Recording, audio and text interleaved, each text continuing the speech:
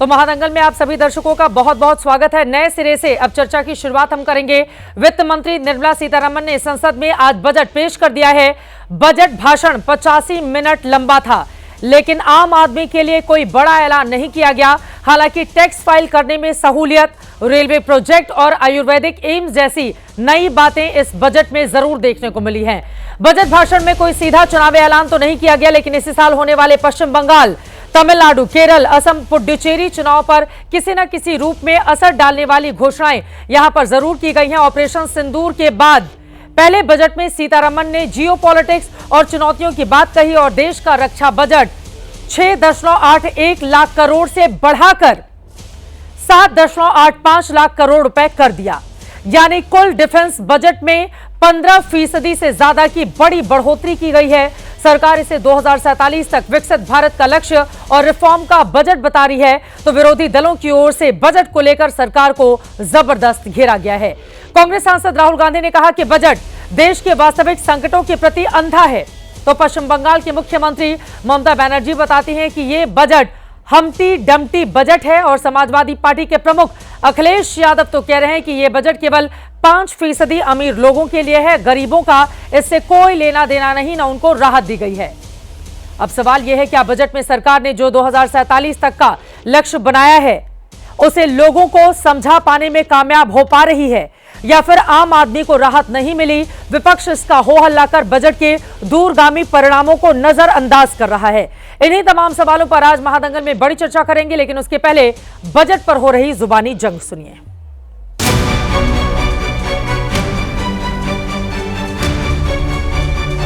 I present the budget for the year 2026-2027. एक ऐसा unique budget है जिसमें फिस्कल डेफिसिट कम करने, इन्फ्लेशन कंट्रोल करने पर फोकस है। बजट भारत की कहीं अधिक आर्थिक, सामाजिक और राजनीतिक चुनौतियों के लिए एक सवाल होकर बैठा है। आज के इस बजट से समाज के हर वर्ग, चाहे वो युवा हो, महिला हो, नारी हो, मध्यम वर्ग हो, सबके लिए माननीय प्रधानमंत्री जी ने इस बजट में आकार दिया है। बजट में कुछ भी नहीं है। They have not given a single paisa to Bengal.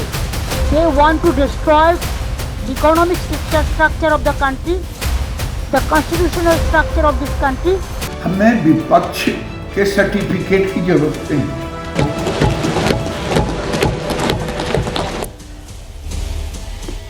अब सवाल यह है, विकसित भारत का संदेश, तो विपक्ष इस पर क्यों कर रहा है क्लेश? आपको बताते चले, अखिलेश सामने आए, उन्होंने तो बजट पेश करने के पहले ही उसकी तमाम खामियां गिनानी शुरू कर दी थी। शेयर बाजार को लेकर भी पहले उनकी ओर से निशाना साधा गया कि रविवार को शेयर बाजार खुलेगा तो जरूर, लेकिन कितना गिरेगा इस पर सभी की निगाह रहेगी। और शेयर बाजार में जब धड़ाम की स्थिति देखने को मिली तो अखिलेश यादव ने चुटकी लेते हुए एक बार फिर से सरकार पर निशाना साधा है। राहुल गांधी की ओर से भी बाकायदा ट्वीट करके सरकार के ऊपर रोजगार के मुद्दे पर जबरदस्त तरीके से घेरा गया है। तो बार बार सरकार की ओर से तमाम मंत्री और नेता इस बात का जिक्र कर रहे हैं कि 2047 के विकसित भारत की ओर अब हिंदुस्तान ने बढ़ा दिया है कदम। बहुत जल्द हम दुनिया की तीसरी बड़ी अर्थव्यवस्था बनने जा रहे हैं। विपक्षी दलों को यह रास नहीं आ रहा, क्योंकि विकसित भारत को लेकर अब पूरा हिंदुस्तान आगे की ओर बढ़ रहा है। कुल मिलाकर दोनों ही तरफ से अपने अपने दावे किए जा रहे हैं, लेकिन जो बड़ी बातें आज प्रधानमंत्री नरेंद्र मोदी की ओर से कही गई है, जल्दी से उसके बारे में दे देते हैं जानकारी। प्रधानमंत्री ने कहा है कि 2047 के विकसित भारत की ऊंची उड़ान का आधार यह तय कर रहा है। रिफॉर्म एक्सप्रेस पर हिंदुस्तान अब पूरी तरह से सवार हो चुका है। टैलेंटेड युवाओं को रोजगार के मौके मिलेंगे, उनको आगे बढ़ने के अवसर मिलेंगे। प्रधानमंत्री नरेंद्र मोदी की ओर से इसका भी जिक्र किया गया है। तमाम खास मेहमान इस वक्त हमारे साथ महादंगल का हिस्सा बन चुके हैं, जिनके साथ विकसित भारत के इस लक्ष्य को लेकर हम चर्चा करने वाले हैं। विपक्षी दलों की ओर से जो खामियां गिनाई जा रही हैं उस पर भी विस्तार से होगी बातचीत। उनका परिचय आपसे करवा देती हूं। हमारे साथ गुरु प्रकाश पासवान जी, आप राष्ट्रीय प्रवक्ता भारतीय जनता पार्टी के जुड़ चुके हैं। घनश्याम तिवारी जी, आप प्रवक्ता समाजवादी पार्टी के हमारे साथ मौजूद हैं। प्रोफेसर रविकांत जी, प्रवक्ता कांग्रेस पार्टी के हमारे साथ हैं। सोमनाथ भारती जी, आप पूर्व मंत्री, प्रवक्ता आम आदमी पार्टी के जुड़ चुके हैं। रोहित अग्रवाल जी, प्रवक्ता आरएलडी के जुड़ चुके हैं। सभी का बहुत बहुत स्वागत है। घनश्याम तिवारी जी, शुरुआत आपसे करते हुए, इतनी बड़ी बड़ी बातें हुई हैं इसमें, 2047 के लक्ष्य को प्राप्त करने के लिए ठोस कदम तो उठाने पड़ेंगे ना। आपको ऐसा क्यों लग रहा है कि झुंझुना पकड़ा दिया है सरकार ने आज के इस बजट के जरिए? घनश्याम जी।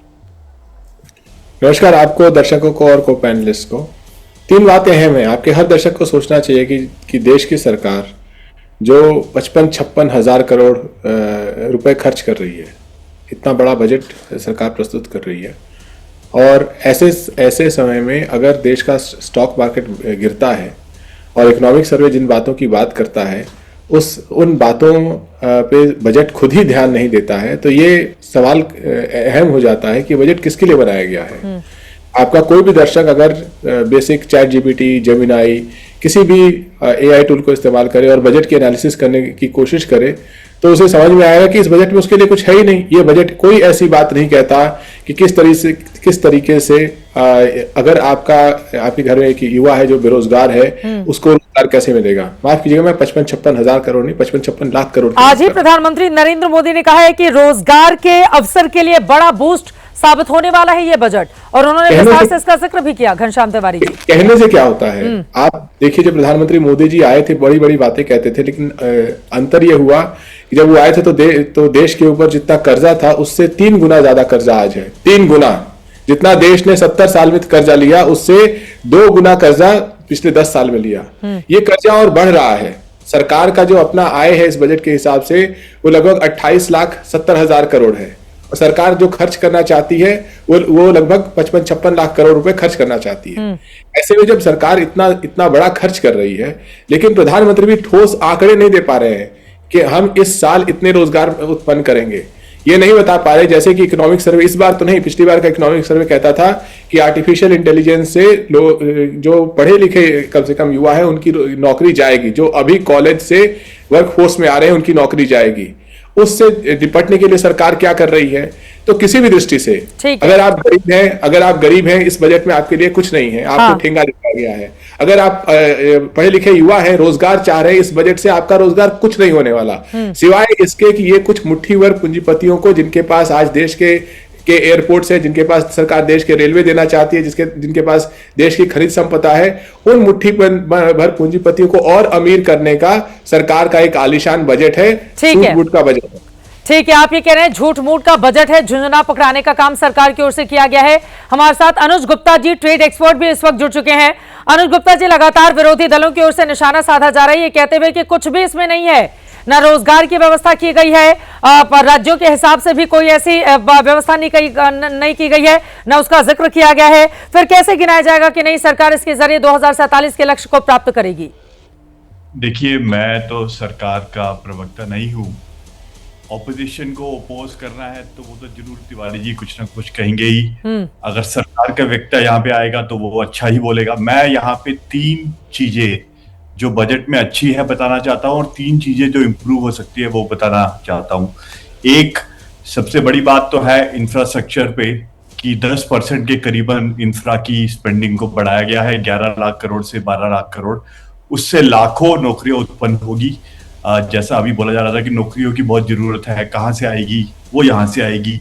दूसरा, हेल्थ और एजुकेशन पे बहुत बड़ा फोकस है, चाहे वो आयुर्वेदा पे हो, चाहे वो बायोफार्मा की पार्क लगाने पे हो, चाहे वो कैंसर के ड्रग्स पे छूट देने की बात हो, तो दवाइयां सस्ती होगी इससे। एजुकेशन पे भी फोकस है सर्विसेज के थ्रू, कि एजुकेशन से एम्प्लॉयमेंट में कैसे बढ़े, दुनिया के ट्रेड का 10% कैसे सर्विसेज में लिया जाए, तो वो बड़ी अच्छी बात है। तीसरी अच्छी बात यह है कि बजट का फोकस है भरोसा हो स्टेट्स पे, भरोसा हो टैक्स पेयर पे, उनको पेनल्टी ना लगा के उनको दूसरे रास्ते दिखाए जाए जिनसे उनके सॉल्यूशंस निकले। तो ये 3 चीजें अच्छी है बजट में। जो इम्प्रूव हो सकता है वो मैं कहूंगा, नंबर 1, मिनिमम गवर्नमेंट के विषय में हम और काम कर सकते हैं। अभी थोड़ा बजट में लगता है कि हर चीज में सरकार को ही सब कुछ करना है, सरकार ही ट्रेन करेगी, सरकार ही स्किल करेगी, सरकार ही पार्क बनाएगी, सरकार ही इंडस्ट्री को चलाएगी। वो नहीं हो सकता, उसमें प्राइवेट सेक्टर को अग्रणी लेनी पड़ेगी, आगे बढ़ना पड़ेगा। दूसरा, अगर मैं बस 1 सेकंड और 1 मिनट और बोलिए, उसके बाद में जाऊंगी मेहमानों के पास। बताएं। हाई स्पीड कॉरिडोर के बारे में बात करी गई है, 7 हाई स्पीड कॉरिडोर अच्छी बात है, लेकिन जो हाई स्पीड कॉरिडोर ऑलरेडी बन रहा है उस पर फोकस करना चाहिए, उसको खत्म करना चाहिए। 2017 से बन रहा है और डिले हो चुका है, वो उसको करने की जरूरत है। और लास्टली, मैं बात कहूंगा कि जैसे एमएसएमई के बारे में बात करिए कि 2000 करोड़ का फंड देंगे। अभी इंडिया में 7 करोड़ एमएसएमई है।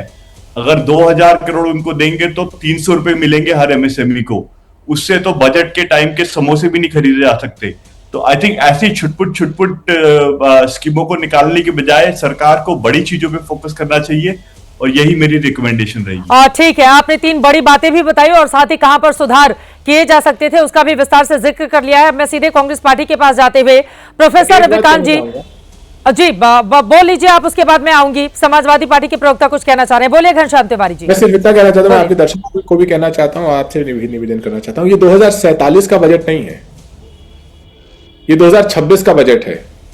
जो लोग ठगना चाहते हैं जैसे कि ये सरकार, वो आपको आज की कहानी नहीं बता रही है। आपको 2047 में जब आपके बूढ़े माँ बाप बिना इलाज के चले जाएंगे, आपके बच्चे 10 साल तक बेरोजगार रह जाएंगे, ये उसकी वो कहानी बता रही है। तो आपके जो भी विशेषज्ञ बोले, उन्हें 2047 की खुशफहमी में रहना चाहिए, लेकिन 2026 की बात करनी चाहिए। ठीक है, रोहित अग्रवाल जी सीधे आपके पास आते हुए, अभी से सरकार 2047 का बजट क्यों लेकर आ रही है जबकि मौजूदा वक्त की बात ज्यादा होनी चाहिए, जैसा कि समाजवादी पार्टी के प्रवक्ता बोल रहे हैं। रोहित अग्रवाल जी। देखिए, समाजवादी पार्टी के प्रवक्ता को अगर कुछ पता होता तो ये बिना सरकार की बात थोड़ी ना करते आपके डिबेट पे चित्रा जी। जहां पे चाइना 100 साल और 1000 साल की बात कर रहा है, विजन की बात कर रहा है, आप वहां पे 2047 के विजन की बात करने पे सवाल उठा रहे हैं, ये अत्यंत दुर्भाग्यपूर्ण है। मैं आपको बताना चाहूंगा चित्रा जी, पॉइंट वाइज तरीके से अगर मैं आपको बता दूं तो युवाओं के लिए रीस्किलिंग और अप स्किलिंग पर जोर दिया गया है इस बजट के अंदर। टायर 2, टायर 3 शहरों के अंदर निवेश बढ़ाने और नए रोजगार के अवसर पे जोर दिया गया है। तकनीकी आधारित भविष्य की नौकरियों के लिए तैयारी की गई है एआई के तहत।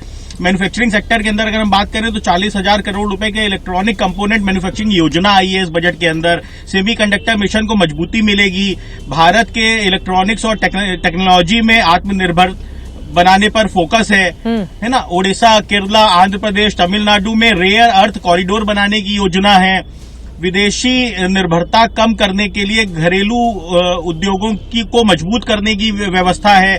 7 नई दुर्लभ बीमारियों की दवाइयों का आयात शुल्क में छूट दी गई है। ये इनको कहां समझ में आएगा समाजवादी पार्टी के प्रवक्ताओं को। मरीज के इलाज को सस्ता और सुलभ बनाने की पहल की गई है। कृषि की बात अगर हम कर लें, क्योंकि मैं राष्ट्रीय लोकदल से आता हूं, किसानों की बात नहीं करूंगा तो चित्रा जी ये कहीं ना कहीं गलत हो जाएगा। कृषि और ग्रामीण अर्थव्यवस्था का समर्थन किया है। महिला और गरीब वर्ग के लिए योजनाएं हैं। पशुपालन, मैं लौटूंगी, आप अपनी बात पूरी कीजिएगा, लेकिन इस वक्त सीधे जालंधर का रुख करेंगे। आपको बताते चले अगले साल होने हैं वहां पर पंजाब में विधानसभा के चुनाव। प्रधानमंत्री नरेंद्र मोदी पहुंचे हुए हैं, सीधे सुनते हैं उन्हें। उस मार्केट के रूप में स्थायी जगह बना सके, लोगों का दिल जीत सके। क्वालिटी ही भारत में बने प्रोडक्ट की सबसे बड़ी ब्रांडिंग होगी। तभी हम वहां के मार्केट में मजबूत पकड़ बना पाएंगे। साथियों, श्री गुरु रविदास जी ने हमें उपदेश किया है, श्रम कऊ ईसर जानी कई, जऊ पूजही दिन रैन। रविदास तिही ही संसार मह सदा मिलही सुख चैन। अर्थात जो श्रम को ईश्वर मानकर उसकी पूजा करता है वो हमेशा सुखी रहता है। इसलिए आज देश श्रम की पूजा कर रहा है। आज खेतों में पसीना बहाने वाले किसान के लिए किसान सम्मान निधि मिल रही है। यहां पंजाब के किसानों को भी पीएम किसान सम्मान निधि के 6,000 करोड़ रुपए से अधिक मिले हैं। आज श्रमिक वर्ग को नए कानून बनाकर उसके अधिकार दिलाए जा रहे हैं। हमारी सरकार गुरु रविदास जी के विचारों को निरंतर आगे बढ़ा रही है। जैसे अब संत रविदास जयंती का राष्ट्रीय स्तर पर आयोजन होने लगा है। कई राज्यों ने इसे आधिकारिक मान्यता दी है। उनकी स्मृति से जुड़े स्थलों पर फोकस किया गया है। पिछले कुछ वर्षों में काशी के सीर गोवर्धनपुर में हुए प्रयास इसी दिशा में ठोस कदम है। मध्य प्रदेश के सागर में श्री गुरु रविदास जी का मंदिर और संग्रहालय बन रहा है। रविदास जयंती के इस खास मौके पर प्रधानमंत्री नरेंद्र मोदी का संबोधन आप सुन रहे थे। श्रम शक्ति का कितना महत्व है, विस्तार से इसका जिक्र करते हुए दोबारा आपको लेकर चलेंगे, लेकिन उसके पहले लौट आते हैं आज की डिबेट पर। बजट को लेकर यहां पर सियासी कलेश मचा हुआ है। सत्ता पक्ष की ओर से बड़े बड़े दावे करते हुए इसको ऐतिहासिक करार दिया जा रहा है, तो विपक्षी दलों की ओर से लगातार इस बजट को सबसे बुरा बजट बताया जा रहा है। रोहित अग्रवाल जी, आपकी बात हो गई है। मैं जल्दी से प्रोफेसर रविकांत जी, प्रवक्ता कांग्रेस पार्टी के, हमारे साथ जुड़े में हैं। रविकांत जी, जब हम बड़े लक्ष्य की ओर अग्रसर होते हैं तो छोटे छोटे लोक लुभावने जो वायदे होते हैं उससे बचने की कोशिश की जाती है, और सरकार इस बजट के जरिए वही खाका प्रस्तुत कर रही है, तो इस पर इतना निशाना क्यों? विकसित भारत के लिए तो कॉम्प्रोमाइज करना पड़ेगा ना, अगर उस लक्ष्य को प्राप्त करने हैं तो ठोस सुधारों की दिशा में आगे बढ़ना होगा। रविकांत जी, नहीं, मोदी जी तो पिछले 11 साल से ठोस सुधार ही कर रहे हैं। आज किसानों की बात कर रहे थे पंजाब में, और वही पंजाब के किसान जब दिल्ली कूच कर रहे थे तो 13 महीनों तक उनके साथ जो बर्बरता की गई थी वो क्या लोग भूल गए? पंजाब के लोग भूल गए कि देश के लोग भूल गए? और उनको खालिस्तानी और आतंकवादी बताने वाले तमाम टीवी एंकर्स भी अभी नहीं भूले होंगे कि किसानों के साथ क्या हो रहा था। रही बात बजट की, तो बजट में इस देश के नौजवानों के लिए क्या है? अभी जो रोहित अग्रवाल और जो आपके एक्सपर्ट कह रहे थे, आपकी बात पे मैं जाऊंगी, लेकिन आपने टीवी एंकर का जिक्र कर दिया है। अब मुझे पता है मेरे बारे में तो नहीं कर रहे हैं, लेकिन अगर कर दिया है तो मैं आपको बताते चलूं, उपद्रवी तत्व तो शामिल थे ना किसान आंदोलन में, वरना तिरंगे के ठीक बगल में तिरंगे को छोटा करके उसके ऊपर धार्मिक झंडा क्यों फहराया जाता? इतना उपद्रव क्यों किया जाता? रविकांत जी, लाल किले पर जो तांडव मचा था उससे कैसे करेंगे इनकार? तो यकीनन उसमें कुछ बाहरी तत्व ऐसे शामिल थे जो किसानों की आड़ में। मेरी बात सुनिए रविकांत जी, अगर आप गलत दिशा में जाएंगे तो फिर आईना दिखाना मेरा काम है। मैं चूंकि लाल किले के बाहर ही उस समय मौजूद थी, पूरी कवरेज कर रही थी। वो उपद्रवी तत्व थे जिन्होंने, उनकी हिम्मत कैसे हुई देश के, आप हंस रहे हैं, देश के तिरंगे के ऊपर धार्मिक झंडा लगाने की किसी की हिम्मत कैसे हो जाती है? रविकांत जी, कम से कम तिरंगे का सम्मान ही कर लीजिए आप। नहीं, मैं तो हंस इसलिए रहा हूं कि उस समय तमाम एंकर ये बता रहे थे कि तिरंगे को उतार दिया गया है। आज जो आप कह रहे हैं कि तिरंगे के बगल में लगा दिया गया, चलो आज कम से कम सच तो बोल रहे हैं। मुझे लगता है कि आप बजट पर ही रहे तो बेहतर होगा, वरना गलत दिशा में गए आप, आईना दिखा दिया तो बजट पर वापस लौट आए हैं। ये गजब है कांग्रेस के प्रवक्ताओं का। एक तो टीवी एंकर पे कमी बोला करिए सर, हम लोगों का भी समय खराब हो जाता है। मैं भी दिखा दूंगा ना आपको। हम लोगों का समय खराब होता है ना सर, टीवी एंकर पे आप बोलते हैं। 2 दिन पहले टीवी एंकर से लड़के आप एंकर ही बन पाएंगे, बीजेपी से लड़ेंगे तो कुछ राज्यों में सत्ता भी मिल सकती है आपको, तो टीवी एंकर से लड़ना छोड़ दीजिए। आपको उसमें ब्राह्मण और ठाकुर नजर आ रहे थे। अरे please sir Ravikant ji, mister Ravikant, supreme court ने क्या बोला है? ब्राह्मण और ठाकुर नजर आ रहे हैं। हाँ, तो मैं वही कह रहा हूँ। हाँ, सुप्रीम कोर्ट ने क्या बोला है? बजट छोड़कर दरअसल कांग्रेस के कुछ प्रवक्ताओं के साथ दिक्कत ये हो गई है ना, परीक्षा आता है हिंदी का तो उसमें लिख कर आते हैं गणित, गणित की परीक्षा के दिन अंग्रेजी लिख कर आएंगे और फिर उसके बाद कहेंगे मेरा रिजल्ट ऐसा क्यों आया।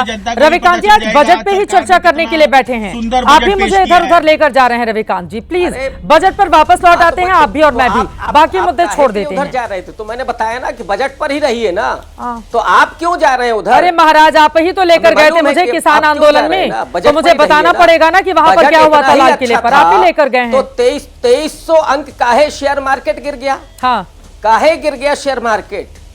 डॉलर के मुकाबले रुपए की जो हालत है वो अब देखी जा रही है आपसे। अब आपको अच्छा लग रहा है क्या?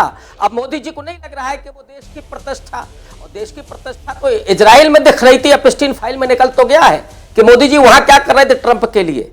ये भी बातें आएंगी ना कि केवल आपको रिकॉर्ड बनाना है कि साहब संडे को भी हम बजट लेकर के आएंगे। इससे काम नहीं चलता है चित्रा जी। देश के लिए जब आप काम करते हैं तो देश के लोगों के लिए काम करते हैं। देश कोई केवल नक्शा थोड़ी ना है। देश के लोगों के लिए क्या है, इस देश के गरीबों के लिए क्या है, इस देश के नौजवानों के लिए क्या है, कौन सी नौकरियां हैं आप बताइए हमें। कि केवल आपने एक खाका दे दिया कि नहीं इससे हजारों लाखों। मोदी जी तो कह रहे थे पकौड़ा बेचिए वो भी रोजगार होगा। कहां से रोजगार मिल रहा मुझे बताइए ना। कौन सा ठोस है 2047 का है कि 3047 का आपका बजट, बताइए मुझे। कौन सा सपना आप दिखा रहे हैं? आप सपना दिखा रहे हैं कि 2022 में हम रोजगार 2 गुना कर देंगे। हाँ, रोजगार के मुद्दे पर घेर रहे हैं गुरु प्रकाश पासवान जी आपको कि इस बजट में कुछ भी नहीं निकला आज। नहीं, हर साल चित्रा जी, मुझे समझ में नहीं आता है कि इंफ्रास्ट्रक्चर अगर डेवलप होता है तो रोजगार क्रिएट नहीं होता है। चित्रा जी, मुझे बोलना है क्या? मैं उनके ऊपर नहीं बोलूंगा चित्रा जी, मुझे बोलना है तो आप मुझे कह दीजिए, मैं उनके ऊपर नहीं बोलूंगा। बोलिए बोलिए बोलिए, नहीं बोलेंगे। हाँ नहीं, धन्यवाद चित्रा जी। नहीं देखिए, ये व्याकुलता समझ में आती है जब आपके पास कोई लॉजिक नहीं होता है, कोई तर्क नहीं होता है, कोई तथ्य नहीं होता। तो कांग्रेस पार्टी आज पूरे दिन सोच रही थी। राहुल गांधी जी कह रहे थे कल बोलेंगे, कल बोलेंगे, विरोध क्या करना हम कल सोच करके आएंगे, जो उनके प्रोफेसर है उनको बैठ करके समझाएंगे। देखिए, कोई आधार नहीं है, कोई बोलने का बुनियाद नहीं है। आप कोई भी मूलाधार आंकड़ा उठा करके देखिए, फिस्कल रिस्पॉन्सिबिलिटी हो, वित्तीय अनुशासन को पालन करने वाला सर्वोत्तम बजट है ये। फिस्कल डेफिसिट हमने कहा था कि 4.4% रखेंगे, वहां तक रखा है। खर्चा कुछ भी नहीं करना है, पॉपुलिज्म के ऊपर अपने लोगों को नहीं रखना है, पॉपुलिज्म से ऊपर उठ करके वित्तीय अनुशासन का पालन करना है। वित्तीय अनुशासन को प्राथमिकता दी है हमने, और आज से नहीं दी है। अटल जी जब प्रधानमंत्री थे तब उन्होंने कहा था फिस्कल रिस्पॉन्सिबिलिटी और बजटरी मैनेजमेंट एक्ट, और फिस्कल डेफिसिट को 4.4% किया है। आने वाले समय में 4.3% करेंगे। कुछ भी आप कहेंगे कि भाई वो नया स्कीम लाएंगे और 1-1 लाख रुपए सबको दे देंगे। देश की वित्तीय सेहत की चिंता कौन करेगा? ये चिंता करना हमारा काम है। और आप कह रहे थे शेयर मार्केट गिर गया, शेयर मार्केट गिर गया। शेयर मार्केट की इतनी चिंता कांग्रेस पार्टी को हो रही है, कैपिटल गेन्स टैक्स को लेकर के जो चिंताएं व्यक्त हो रही थी उसके ऊपर शेयर मार्केट में कुछ प्रभाव पड़ा है, बहुत ही शॉर्ट टर्म प्रभाव है, इसका कोई लॉन्ग टर्म प्रभाव नहीं पड़ने वाला है। आप कहते हैं हुआ क्या है? भाई हेल्थ केयर की बात करिए, क्रिटिकल मिनरल्स की बात करिए, रेयर अर्थ मिनरल के लिए कॉरिडोर की बात करिए ओडिशा में, केरला में, तो आपको वो नहीं दिखेंगी। वो चीजें भी आपको आगे करके देखने की आवश्यकता है। कहते हैं कि ब्राह्मण ठाकुर कर रहे थे दलितों के लिए बजट जो 1.6 लाख करोड़ था अब 1.7 लाख करोड़ हो गया है। एसटी का जो बजट था आदिवासियों का 1.3 लाख करोड़ था, 1.4 लाख करोड़ हो गया है। महात्मा गांधी ग्राम स्वराज अभियान देखिए, हैंडलूम का अभियान देखिए, आप फिनटेक देखिए, आप हमारे स्टार्टअप के लिए इकोसिस्टम को देखिए। मुझे लगता है कि आपको विरोध करना है, आपके ऊपर नहीं बोलना था साहब, आपके हल्ला करना है क्या आपके ऊपर? आप सुन लीजिए, आप सुन लीजिए साहब। देखिए चित्रा जी, मैं इनके ऊपर नहीं बोलूंगा। बताइए रोजगार को लेकर गुरु प्रकाश पासवान जी, अब आज का युवा तो आज की तारीख में रोजगार चाहेगा ना, उसके लिए क्या व्यवस्था है उसके बारे में बताइए ना गुरु प्रकाश जी। सबसे बड़ा मुद्दा है ये देश का, रोजगार की दिशा में सरकार कितनी गंभीरता से आगे बढ़ रही है। चित्रा जी इंफ्रास्ट्रक्चर अगर बनता है तो उससे रोजगार नहीं बनता है क्या? इंफ्रास्ट्रक्चर का तो स्पाइरल इफेक्ट होता है।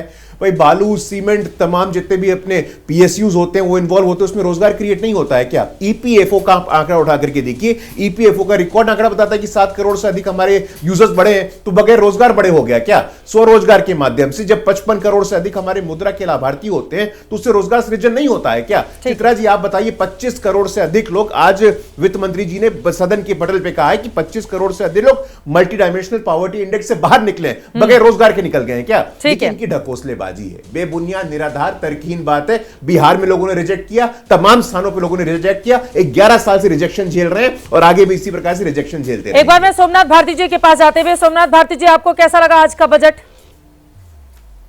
चित्रा जी, मैं सुन पा रहा था भाजपा के साथी को बहुत जोर लगाते हैं अपने आप को जस्टिफाई करने में। देखिए, एक लाइन में अगर कहें, सबसे पहले मैं कहता हूँ संत रविदास जी की जयंती है, सभी आपको भी और सारे पैनलिस्ट को भी और पूरे देश को बहुत बहुत शुभकामनाएं। संत रविदास जी अमर रहें और उनके द्वारा दी गई जो शिक्षा है हमसे उसको अपना पाए। देखिए, ये जो बजट है ये बजट आम आदमी का नहीं है, ये बजट बड़े कॉरपोरेट और क्रोनी कैपिटलिस्ट का बजट है। इंफ्रा पर जोर है मानता हूं, लेकिन स्वास्थ्य पर जोर इस बार उन्होंने 4000 करोड़ कम कर दिया, एजुकेशन पे जोर 6500 करोड़ कम कर दिया, रूरल डेवलपमेंट पे जोर 54,000 करोड़ कम कर दिया, एग्रीकल्चर पर जोर 7,000 करोड़ कम कर दिया, मनरेगा पर जोर, एलोकेशन कम हो गया। अरे भाई, किसके लिए बजट बना रहे हो? जो थर्ड लार्जेस्ट इकोनॉमी बन रहा है उसमें 140 करोड़ भारतीयों के लिए जगह है कि नहीं है, ये बता दो। दिल्ली मॉडल जो था हमारा मोहल्ला क्लिनिक का, सरकारी स्कूलों का, एम्प्लॉयमेंट का, जिसपे सारा जोर था कि आम आदमी के जीवन में बदलाव हो। दवाइयां सस्ती तो कर दी गई है, शुगर की, कैंसर की, 17 ऐसी दवाइयां रही जिनको सस्ता किया गया है। सोमनाथ भारती जी, जिस प्रकार से आपने बीजेपी को अलाउ किया अपनी बात रखने को, हमें भी अलाउ करें। हाँ बोलिए बोलिए। अगर कहेंगे तो हम बोल देंगे, नहीं तो चुपचाप हो जाएंगे, हमारा क्या है, हम तो आम आदमी है। देखिए आम आदमी करते करते तो आप लोग इतने खास बन गए, कब तक आम आदमी बने रहेंगे सोमनाथ भारती जी? चित्रा जी उस पर भी आ जाएंगे, आपको पता है खास आदमी कौन है। बोलिए। देखिए विकसित भारत जो है, गरीबों के लिए स्ट्रेचर नहीं है मध्य प्रदेश में। बेचारा गरीब रिक्शा पे 7 दिन लगा करके अपनी पत्नी को अस्पताल लेकर के आता है। उत्तर प्रदेश के अस्पतालों में चूहे और कुत्ते घूम रहे हैं। गरीबों के लिए स्कूल नहीं है, बच्चियों को गर्म धरती में बैठना पड़ता है बिहार के स्कूलों में। लॉ एंड ऑर्डर की स्थिति देख लें, वर्स्ट से वर्स्ट है। महाराष्ट्र में किसान सुसाइड कर रहा है, पंजाब के लिए कुछ भी नहीं इस बजट के अंदर। मतलब ये बजट किसके लिए है? जैसे मैंने पहले कहा, फिर से कह दूं, ये बजट माननीय मोदी जी के चुनिंदा अमीर दोस्तों के लिए है। इस देश के लिए बजट नहीं है। बजट में रोजगार सब तो दिखता है, लेकिन रोजगार योजना नहीं है। आजकल कहां गया make in India, make by India, सब गायब हो गया। सीधे नौकरी पैदा करने वाली एक योजना नहीं है। और 45 साल में चित्रा जी सबसे ज्यादा बेरोजगारी इस वक्त है, उस पर छुपा छुपी है। बजट भाषण बहुत लंबा होता है, लेकिन पेट्रोल पर, गैस पर, सब्जी पर एक लाइन नहीं बोलते। जीएसटी को रैशनलाइज करें, उस पर एक लाइन नहीं बोलते। एलपीजी सब्सिडी हो, उस पर एक लाइन नहीं बोलते। मध्यम वर्ग के लिए खास करके चित्रा, जो कि सारा बजट का दारोमदार मध्यम वर्ग पर पड़ता है, उसके लिए कोई ठोस राहत नहीं है। ठीक है। और मैं आपको बता दूं, महात्मा गांधी स्वरोजगार योजना का ऐलान किया गया है। एआई के जरिए गवर्नेंस को बेहतर किए जाने, प्रोडक्टिविटी बढ़ाने की भी बात कही गई है। सोमनाथ भारती जी मुझे बता दें चित्रा जी, क्या ये इनमें दम है? ये बता दें कि जो हमने पिछले अनाउंसमेंट करी थी पिछले बजटों में जी, उसका अगर आज दे दें कि तथ्यात्मक स्टेटस क्या है आज के तारीख में, इनमें दम है? नहीं है। ये नई बातें बनाएंगे। 2040 चुनाव होगा अगले 5 साल बाद, सीधे 2047। मतलब करते क्या है ये? जनता को गुमराह करने में माहिर हैं। एक शब्द नहीं है इनके पास कि जो आज का गरीब महंगाई की मार झेल रहा है, शिक्षा का, स्वास्थ्य का सबसे बुरी हालत है देश में, फ्रॉड पे फ्रॉड होता जा रहा है, उस पे एक शब्द नहीं है। बोले गुरु प्रकाश पासवान जी, वो कह रहे हैं जो मेन मुद्दे हैं उस पर बोलने के लिए आपके पास एक शब्द भी नहीं है। नहीं चित्रा जी, मुझे लगता है कि हमारे आम आदमी पार्टी के जो लोग हैं वो बेरोजगारी से परेशान हैं, तो वो हो सकता है वो बेरोजगार हो गए हैं, दिल्ली में बेरोजगार हो गए और आने वाले समय पंजाब में बेरोजगार हो जाएंगे। उनको नहीं दिखेगा, उनको नहीं दिखता है कि आयुष्मान भारत से 5 लाख तक का हेल्थ इंश्योरेंस सभी गरीब लोगों को मिलता है। इनको वही दिखाई कि मध्य प्रदेश में एक दुर्घटना हो जाती है, उत्तर प्रदेश में एक दुर्घटना हो जाती है। मैं चाहूं तो आपको बता दूं कि पंजाब में आपने अपने दलित समाज के छात्रों को छात्रवृत्ति नहीं दी है। मैं इनके बीच में नहीं बोल रहा था चित्रा जी, इनके बीच में बोलना था मुझे। नहीं बोलेंगे। आप संत रविदास को याद कर रहे थे, बहुत संत रविदास को आप याद कर रहे थे, बहुत अच्छा किया आपने। संत रविदास को मानने वाले दलित समाज के छात्रों को छात्रवृत्ति नहीं दी है आपकी पंजाब की सरकार ने। आपकी पंजाब की आम आदमी पार्टी की सरकार ने दलित समाज के छात्र वहां पे आंदोलन करते करते थक गए, लेकिन आपने उनको छात्रवृत्ति नहीं दिया, उनको स्कॉलरशिप नहीं दिया। तो आपने जिस श्रद्धा से संत रविदास जी को स्मरण किया, उनको श्रद्धा सुमन अर्पित किया, मैं प्रार्थना करता हूं, मैं आशा करता हूं आपसे कि उसी श्रद्धा से आप पंजाब में दलित समाज के छात्रों को वहां छात्रवृत्ति भी दे देते। हालांकि आपका पुराना ट्रैक रिकॉर्ड है, वाल्मीकियों से, दलितों से आपके मन में विशेष नफरत है जो दिखते रहती है, सफाई कर्मचारियों से आपके मन में विशेष नफरत है दिखते रहती है, गरीबों से आपके मन में विशेष नफरत है दिखते रहती है। शीश महल आपका क्या बनाया हुआ है और आज भी आम आदमी का ढकोसला बताते हैं लोगों को, शर्म आनी चाहिए। मुझे लगता है कि इस बजट को लेकर के चित्रा जी मैं पुनः बोलना चाहता हूं, लेगेसी इंडस्ट्रियल क्लस्टर से रोजगार क्रिएट नहीं होगा, ये लोग ऐसा बोलना चाहते हैं। अब उनके शीश महल से थोड़ा आगे बढ़ के हमारे दर्शकों को ये बताइए, अगर लोग अपने घर के सपने को साकार करना चाहेंगे गुरु प्रकाश पासवान जी, तो वो सपना कैसे पूरा होगा? अभी तो आपको पता है प्रॉपर्टी के रेट आसमान छू रहे हैं, क्या इस बजट में ऐसी व्यवस्था की गई है? नहीं, देखिए ऐसा है कि घर के हमारे जो सपने हैं, हमें अगर घर बनाना है और घर बनाएंगे तो चित्रा जी सड़क भी तो रहेगी ना वहां पे, और सड़क कैसे आएगी अगर इंफ्रास्ट्रक्चर नहीं रहेगा? इंफ्रास्ट्रक्चर रहेगा तब तो हमारे घर के एरिया का महत्व बढ़ेगा, वैल्यू बढ़ेगी। इंफ्रास्ट्रक्चर होगा, हमारे सड़कें बनेंगी, पुल बनेंगे, एयरपोर्ट बनेंगे। और इंफ्रास्ट्रक्चर पे पहली बार पिछले 45 वर्षों की बात कर रहे थे, इंफ्रास्ट्रक्चर पे बजट का 10% से ज्यादा का हमारा वहां खर्चा जा रहा है। इतनी प्राथमिकता हमने दी है, इतनी प्रायोरिटी हमने दी है इंफ्रास्ट्रक्चर को लेकर के। और जब गरीब, अगर 25 करोड़ लोग हमारे गरीबी रेखा से बाहर निकलते हैं, मल्टी डायमेंशनल पॉवर्टी इंडेक्स से बाहर निकलते हैं, लेगेसी इंडस्ट्री, टेक्सटाइल में, हैंडलूम में नए नए अपॉर्चुनिटीज क्रिएट करने की बात होती है, तो इससे लाभान्वित कौन होगा चित्रा जी? हम और आप ही तो होंगे ना। एजुकेशन में, हेल्थ केयर में, इनोवेशन में। मुझे लगता है कि आने वाले 21 वर्ष, चित्रा जी आखिरी 10 सेकंड चाहता हूं, आने वाले 21 वर्ष वित्तीय अनुशासन, प्रोग्रेसिव, प्रगतिशीलता और आगे की ओर देखने वाला बजट, जब पूरे विश्व में एक आर्थिक अस्थिरता का वातावरण है, उस आर्थिक अस्थिरता में भी भारत और ईयू में जो ट्रेड डील होता है, और उसमें ईयू की चीफ कहती है कि mother of all trade deals है। कोई भारत की व्यक्ति ने नहीं कहा था, क्षमा चाहता हूं, ईयू की चीफ ने कहा था, उर्सुला वॉन डेर लेयन ने कहा था कि it is going to be the mother of all trade deals. तो मुझे लगता है कि आपको देखने की आवश्यकता है। प्रोफेसर रविकांत जी, आज प्रधानमंत्री नरेंद्र मोदी ने भी बजट के बाद जब भाषण दिया तो उनकी ओर से इस बारे में जिक्र किया गया, ईयू को लेकर एक बहुत बड़ी सफलता, दुनिया की तीसरी बड़ी अर्थव्यवस्था, 2047 का लक्ष्य। उनका यह कहना है कि सिर्फ लोक लुभावने वायदे नहीं, समयबद्ध तरीके से डिलीवरी पर विश्वास रखती है भारतीय जनता पार्टी कि देश को आगे कैसे लेकर जाना है। रविकांत जी। हाँ, तो पिछले 11 साल का भी जरा हिसाब दे देते। आपने वादा किया था कि 2 करोड़ रोजगार हम प्रतिवर्ष देंगे, कितना मिला? 2022 में किसानों की आमदनी दोगुनी होनी थी, वो कितना हुआ? 100 स्मार्ट सिटीज आपके कहाँ बने हुए हैं, जरा वो बता दीजिए। सांसदों ने गोद में गांव लिए थे, वो कहाँ है, जरा वो बता दीजिए। ये केवल लफाजी करना, केवल जुमलेबाजी करना कि हम 2047 में ये करेंगे, 3047 में ये करेंगे, इससे देश नहीं चलता है। देश चलता है ठोस योजनाओं से। और अभी गुरु प्रकाश जी कह रहे थे, वो आरोप लगा थे सोमनाथ भारती पर, पंजाब में उन्होंने दलितों को फेलोशिप नहीं दी। अरे स्पेशल कंपोनेंट प्लान का क्या हुआ? जो दलित 76 बच्चे SC ST के विदेशों में पढ़ने के लिए जाना चाहते थे, उसके लिए तो आपकी सरकार ने बजट दिया नहीं, और आप आरोप लगाएंगे सोमनाथ भारती पर। तो बीजेपी की सरकार की आदत है कि पंजाब में कांग्रेस आम आदमी पार्टी के खिलाफ लड़ेगी या फिर वहां पर भी गठबंधन करेगी?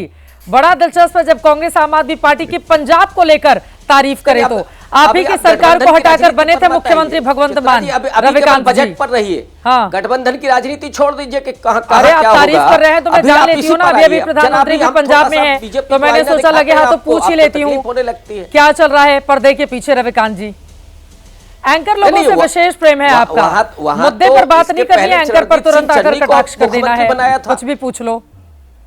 नहीं, बात तो आप क्यों जा रहे हैं ना उधर, गठबंधन पे क्यों जा रहे हैं? आप बजट पर ही रहिए। अब मैं जो सवाल पूछ रहा हूं गुरु प्रकाश जी से, आप उसको डाइवर्ट कर रहे हैं। मैं उनसे पूछ रहा हूं ना कि साहब आपने जो आरोप लगाया, जरा आप बता दीजिए 70-72 जो बच्चे जाने वाले थे विदेश पढ़ने के लिए, मोदी सरकार से काहे नहीं पैसा निकला उसके लिए? कि केवल आप दलितों को आपको गुलाम बनाना है, आदिवासियों को आपको फिर से किसकी जंगल में पहुंचा देना है, और तिजोरियां किसकी भरनी है? चंद अमीरों की। ये आपके बजट का फलसफा है। लोगों के आंखों में धूल झोंक करके, इसी वजह से आदिवासी राष्ट्रपति हमारे देश के गौरव हैं, इसको क्यों भूल जाते हैं? अनुज गुप्ता जी, आप और इस तरह की बातें करते हैं। अनुज गुप्ता जी के पास में चलूंगी, माफ कीजिएगा रविकांत जी। अनुज गुप्ता जी, आप हाथ उठा रहे हैं लगातार, जिन मुद्दों पर खासतौर से फोकस किया जा रहा है कि देश को और क्या पीछे धकेलने का प्लान नहीं किया जा रहा है आगे का रोड मैप बताकर। अनुज गुप्ता जी, आप हाथ भी उठा रहे थे, जल्दी से, आप ही एक्सपर्ट हैं इस बारे में, आप बेहतर राय दे सकते हैं। धन्यवाद चित्रा जी। आई थिंक मुझे लग रहा है मैं एक पॉलिटिकल दंगल में फंस गया हूं, पर मैं तथ्यों पे कुछ बातें करना चाहता हूं। काफी बात की हेल्थ पे क्या हुआ, एजुकेशन पे क्या हुआ। अगर आप डेटा को देखें, एजुकेशन को उठाए, तो एक असर नाम का सर्वे होता है जो हर साल होता है एजुकेशन पे। तो लास्ट ईयर का जो ये सर्वे आया उसमें दिखाया गया कि पिछले 20 साल में हाईएस्ट आउटकम, लर्निंग आउटकम का जो गेन हुआ है वो पिछले साल हुआ है। और उन्होंने ऑन रिकॉर्ड बताया कि ये इसलिए हुआ है क्योंकि न्यू एजुकेशन पॉलिसी आई। तो नंबर 1 मैं कहूंगा एजुकेशन पे बहुत काम हुआ है अगर आप तथ्यों पे जाएंगे। सेम चीज हेल्थ में अगर देखा जाए, 50 करोड़ लोग कवर्ड है आयुष्मान भारत में। उसमें भी अगर आप हाउस होल्ड एक्सपेंडिचर सर्वे को देखें उसमें क्लियरली आता है कि हेल्थ केयर पे एक्सपेंडिचर जो इंडिविजुअल्स का हो रहा है वो कम हो रहा है। इसका मतलब है कि सरकार वो एक्सपेंडिचर ले रही है और इंडिविजुअल्स पे महंगाई कम हो रही है, तो हेल्थ पे भी काफी काम हुआ है। लास्टली कुछ लोगों ने बोला कि ये 2047 का बजट है, अभी के लिए कुछ नहीं है, एटसेट्रा एटसेट्रा। मैं फिर से बोलना चाहूंगा कि सिर्फ 3 चीजें मैं बताऊंगा जो अभी मिल रही है लोगों को, बाद के लिए नहीं। Number 1, electronic component manufacturing scheme का बजट डबल कर दिया गया है, उसका मतलब है कि आपके मोबाइल फोन सस्ते होंगे। नंबर 2, प्राइवेट डेवलपर्स के लिए इंफ्रा रिस्क गारंटी फंड दिया गया है, जिसका मतलब कि आपके घर सस्ते होंगे। तीसरा, बायोसिमिलर्स के लिए स्कीम निकाली गई है 10,000 करोड़ की, मतलब कि आपकी दवाइयां सस्ती होगी। तो सब चीजों में चाहे आगे की बात हो चाहे आज की बात हो, लोगों को फायदा मिल रहा है इस बजट से। ठीक है, जल्दी से एक छोटा सा जवाब मैं आपसे चाहूंगी। हमारे साथ बहुत देर से समाजवादी पार्टी के भी प्रवक्ता बैठे हुए घनश्याम तिवारी जी बीच में हाथ भी उठा रहे थे, उन्होंने तमाम खूबियां भी गिनाई हैं। ऐसा नहीं है, और बजट में इतना लंबा चौड़ा बजट भाषण 85 मिनट का, उसमें एक भी अच्छी बात नजर नहीं आई क्या घनश्याम तिवारी जी आप लोगों को?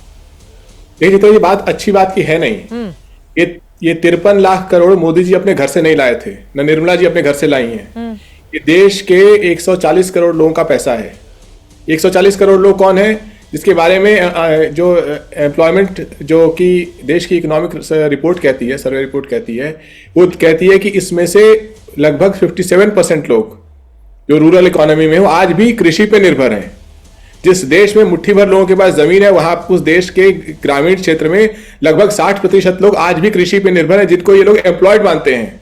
उसी तरीके से ये रिपोर्ट क्या कहती है कि अब सरकार को रोजगार बढ़ाने के लिए गिग वर्कर को अर्बन सेंटर्स में देखना पड़ेगा, यानी कि गुरु प्रकाश जी जैसे लोग।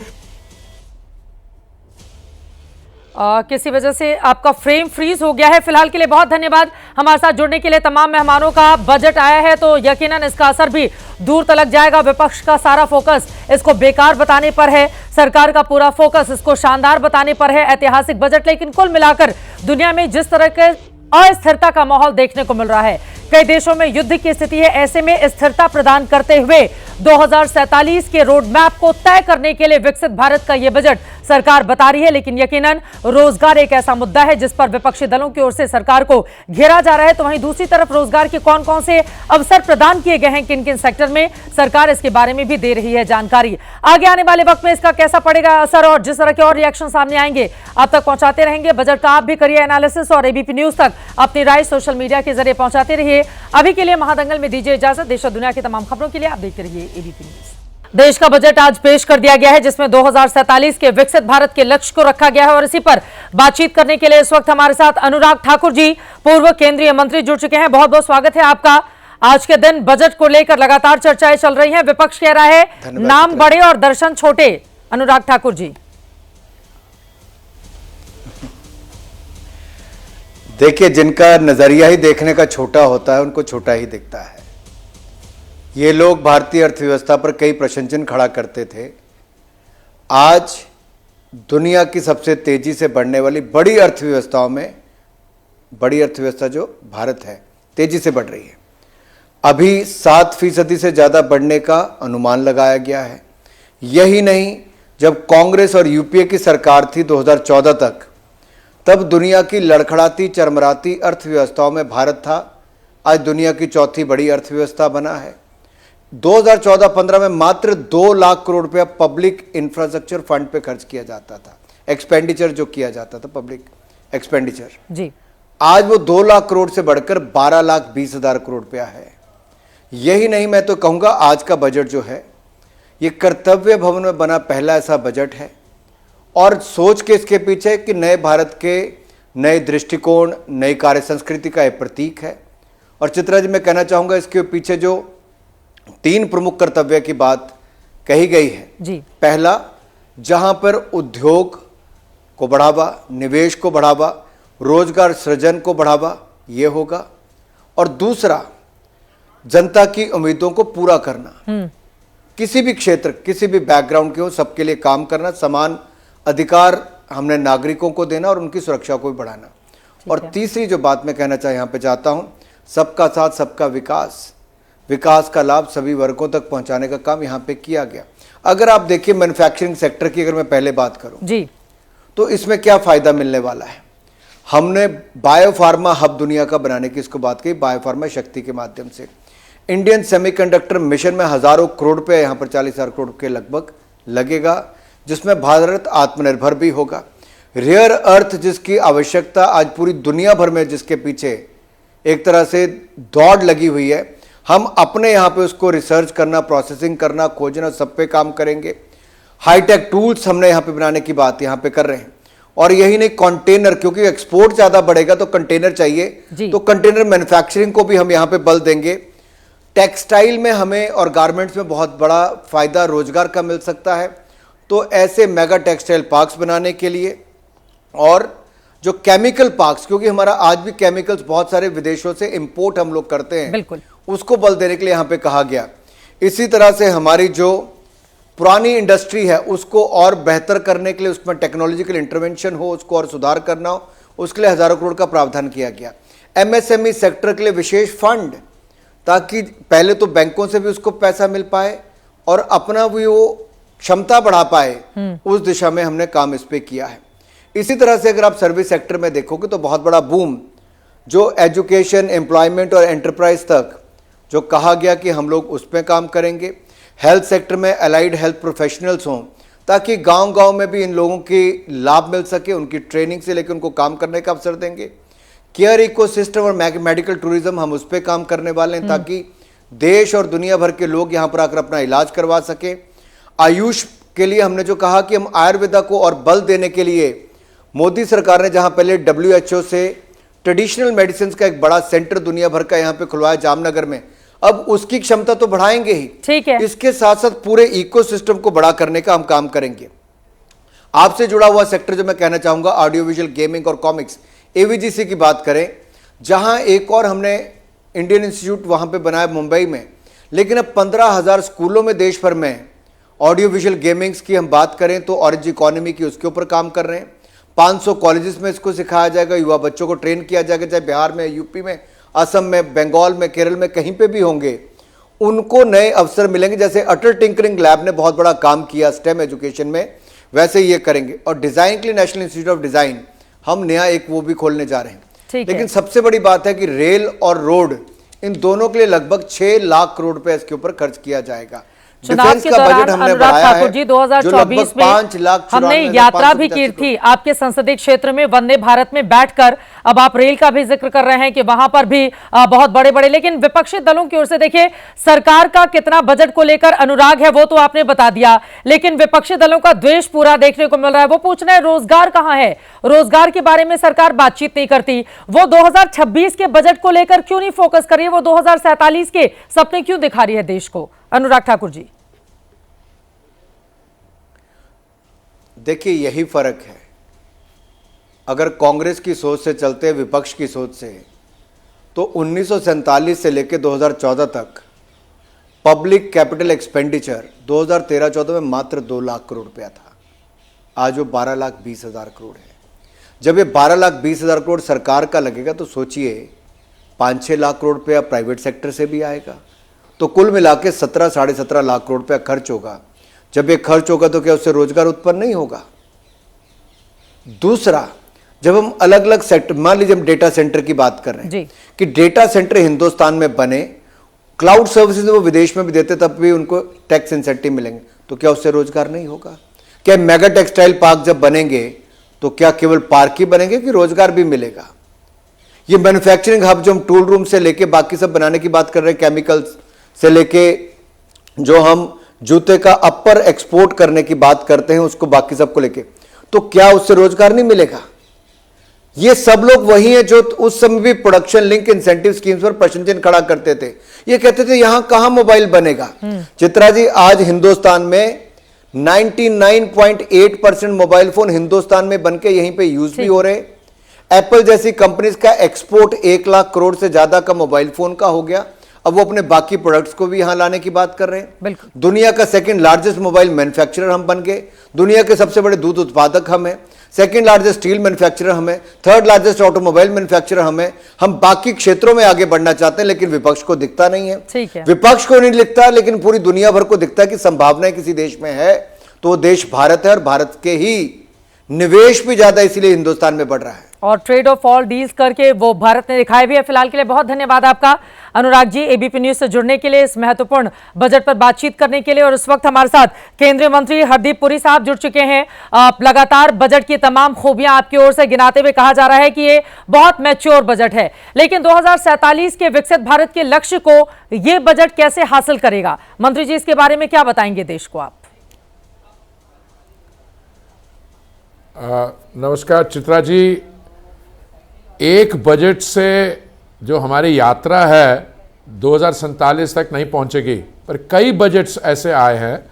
और मैं आपको याद दिलवाना चाहता हूं कि 2014 में जब मोदी जी ने ये यात्रा की शुरुआत की तो उस समय हमारी अर्थव्यवस्था जो है वो $2 ट्रिलियन की थी, हम 10वें स्थान पे थे। आज हम $4.2 ट्रिलियन की इकोनॉमी है, अर्थव्यवस्था। और इस बजट से अभी मैं सुन रहा था अनुराग जी आपसे क्या क्या कह रहे थे, और मैं बाय एंड लार्ज थ्रस्ट से सहमत हूं। देखिए, मेरा इस समय मंत्रिमंडल में पोर्टफोलियो पेट्रोलियम और नेचुरल गैस है, बिल्कुल, और वो एनर्जी ट्रांजिशन का जो काम है वो उसके साथ जुड़ा हुआ है। आप देख के चलिए कि इस समय एनर्जी की स्थिति में हम कहां पे हैं। देखिए, एक बड़ी बात जो है कि कैपिटल एक्सपेंडिचर जो 2014 में 2 लाख करोड़ था, पिछले साल वो 11 लाख करोड़ पे पहुंच गया। और मैं उस समय समझता था कि हमारे में ये कैपेसिटी है कि हम 11 लाख करोड़ को अब्जॉर्ब करके उसको खर्च कर पाए, पर वो 11 लाख करोड़ ने इस बार वो 12.2 लाख करोड़ बन गया है। और जैसे अनुराग जी आपको बता रहे थे कि ये तो सरकार की तरफ से कैपेक्स है, उसमें प्राइवेट सेक्टर भी जुड़ेगा। मैं आपको एक मुझे बड़ी हैरानी बड़ी खुशी हुई, मैंने एक इसमें प्रोविजन देखा कि 20 साल के लिए जो डेटा सेंटर्स हैं एआई में, आर्टिफिशियल इंटेलिजेंस के जो क्लाउड में सेटअप होंगे, जो इंडिया में भारत में सर्विसेज प्रोवाइड करने को 20 साल के लिए टैक्स हॉलिडे है। बिल्कुल, मैं अपने साथियों से पूछ रहा था, मैंने कहा भाई मैं इतने साल 39 इयर्स मैं सिविल सर्वेंट था, विदेशी सेवा में फॉरेन सर्विस में डिप्लोमेट था, 4 साल मैंने इंटरनेशनल थिंक टैंकिंग की है, 9 साल मैं मंत्रिमंडल में हूँ मोदी जी के टीम में। मैंने कभी, मुझे याद नहीं है कि हमने किसी भी सेक्टर को 20 साल का टैक्स हॉलिडे दिया हो। Data, why is it important? Because it's the new oil. आप जो भी करेंगे, आप डेटा पे एनर्जी लगेगी, वो एनर्जी सेक्टर आपका कैसे चल रहा है। माई submission to you Chitra ji कि इस समय हम 3rd लार्जेस्ट एनर्जी कंज्यूमर है दुनिया में, 4th लार्जेस्ट रिफाइनर है, 5th लार्जेस्ट एक्सपोर्टर है, और एनर्जी की हम ट्रांजिशन भी कर रहे हैं, एनर्जी की यूटिलाइजेशन भी बढ़ रही है। दैट इन टर्न हमारी अर्थव्यवस्था को गति देके आगे बढ़ा रही है। तो आपका सवाल था 2047 तक, देखिए already the 4th largest economy, soon to be the 3rd largest, and उसके बाद अगर यही ग्रोथ पैटर्न रहा और हमारे पास डेमोक्रेटिक यही डिस्पेंसेशन रही तो ये 2047 से पहले भी विकसित भारत की जो डेवलप्ड कंट्री स्टेटस है वो हासिल हो पाएगा। यकीनन आपने बड़े विस्तार से जानकारी दी, खासतौर से आप जिस मंत्रालय को रिप्रेजेंट करते हैं उसमें ज्यादा ऊर्जा देने की भी पूरी व्यवस्था आज वित्त मंत्री की ओर से की गई। लेकिन आज सुबह जब बजट पेश किया जाने वाला था उसके ठीक पहले एक बड़ी खबर आई। खबर यह थी कि अमेरिकी राष्ट्रपति ट्रंप ने दावा कर दिया कि भारत ईरान की बजाय वेनेजुएला से तेल खरीदेगा। अमेरिका के ईरान पर प्रतिबंधों के कारण भारत पहले ही ईरान से तेल नहीं ले पा रहा था। ट्रंप के दावे से ठीक 2 दिन पहले वेनेजुएला के अंतरिम राष्ट्रपति डेल्सी रोड्रिग्स ने पीएम मोदी से फोन पर बातचीत कर ऊर्जा व्यापार में सहयोग बढ़ाने की भी चर्चा की थी। अब ट्रंप के इस दावे में कितनी सच्चाई है, इसको तो आप ही कंफर्म करेंगे हरदीप पुरी साहब। चित्रा जी, मुझे बहुत खुशी है कि आपने ये वेनेजुएला से ऊर्जा लेने की बात की। मैं आपको 2-3 सबमिशंस आपके सामने रखना चाहता हूँ। वेनेजुएला के साथ हमारे बहुत पुराने एनर्जी सेक्टर में संबंध है। दुनिया में 300-350 अलग अलग किस्म के क्रूड की वैरायटीज़ होती हैं। वेनेजुएला से जो क्रूड होता है वो हैवियर क्रूड होता है। वो हमारी 2-3 रिफाइनरीज है जिसके बाद मुझे पर्सनल जानकारी है, जो वेनेजुएलन क्रूड को यूज़ करती हैं और करती आई हैं। इस समय वेनेजुएला के रिजर्व्स बहुत हैं बिल्कुल। और पर प्रोडक्शन कोई 300 बिलियन बैरल के रिजर्व्स है, पर उनकी प्रोडक्शन सिर्फ 1 मिलियन बैरल्स पर डे है। हम वेनेजुएला से पहले से तेल खरीदता आए हैं, पर उसके बाद जब प्रॉब्लम्स हुई, सैंक्शंस हुए, अभी वेनेजुएला की ऑयल प्रोडक्शन बढ़नी चाहिए। 30 तारीख को सेल्सी रॉड्रिगस, हर एक्सेलेंसी, जो वहाँ के राष्ट्रपति हो, उन्होंने हमारे माननीय प्रधानमंत्री जी के साथ टेलीफोन पे बात की। अभी हमारी गोवा में एक इंटरनेशनल एनर्जी वीक था 27 से 30 तारीख तक, वेनेजुएला की डेलीगेशन भी आई हुई थी। देखिए, वेनेजुएला के साथ कोई नई बात नहीं है। जब प्रेसिडेंट ट्रंप ने स्टेटमेंट की थी, हमारे कुछ लोगों ने समझा कोई ये नई बात है। अरे हम बहुत देर से वेनेजुएला के साथ हमारे ऑयल इंपोर्ट के रिश्ते हैं, और वहाँ पे मुझसे कई लोग मिले हैं। मैं जो वहाँ के राष्ट्रपति हैं, पिछले साल उनको इंडिया एनर्जी वीक में मिला था, वो इंडिया भी आई थी, एक दो बार मैं उनको बाहर भी मिल चुका हूँ। वहाँ पे दिलचस्पी है इंडिया के साथ कोऑपरेशन, और हम भी, क्योंकि इस समय हमने अपने जो सोर्सेज हैं ऊर्जा के, हमने पहले 27 देशों से हम खरीदते थे, वी हैव डाइवर्सिफाइड, हम 41 कंट्रीज से खरीद रहे हैं। और ऐसे ये यहाँ से नहीं लेना, वहाँ से लेना, जहाँ से भी हम ले पाएंगे, ये मार्केट कंडीशंस पे डेवलप करता है। और मुझे पूरा विश्वास है वेनेजुएला से हम पहले भी खरीदते आए, और आने वाले समय में कि वहाँ पे अगर जो स्थिति है, पॉलिटिकल सिचुएशन है, अगर स्टेबिलिटी रही, तो हम वहाँ से खरीद भी पाएंगे, और उनको और तरीके से भी हम उनको सहायता दे पाएंगे। ठीक है, बहुत धन्यवाद आपका एबीपी न्यूज से जुड़ने के लिए और इस महत्वपूर्ण विषय पर बातचीत करने के लिए। हरदीप पुरी साहब, केंद्रीय मंत्री, उनकी ओर से कहा गया कि ट्रंप ने जो बातें कही हैं वो कोई नई बात नहीं है, हमारे पहले से ही अच्छे संबंध है और इस दिशा में हिंदुस्तान आगे भी बढ़ा है। कुल मिलाकर भारतीय जनता पार्टी और केंद्रीय मंत्री की ओर से, सरकार की ओर से दावा किया जा रहा है कि बजट शानदार है, ऐतिहासिक है, विकसित भारत की नींव रखने वाला है, 2047 के लक्ष्य की ओर बढ़ने वाला है। तो विपक्षी दल चुन चुनकर इसमें खामियां भी निकाल रहे हैं।